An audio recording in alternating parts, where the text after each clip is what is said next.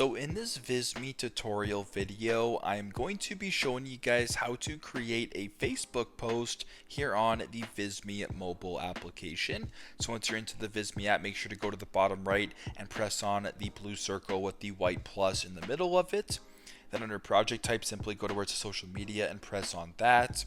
Now at the top here where it says Facebook ads, Facebook posts, Facebook page covers, you obviously want to press on where it says Facebook post because you want to create a Facebook post. And what this actually does is it now formats your design into the proper dimensions. So as you can tell, the design for a Facebook post is 1200 by 630. And what you can do is actually scroll down a little bit here to a whole bunch of different templates for a Facebook post. So what you can also do, if you were to press something else, then press on Facebook post, you can go ahead and select, as I mentioned before, a whole bunch of different templates of your choosing. So if you just wanted to create this one right here, this National Puppy Day one, you can go ahead and press on that.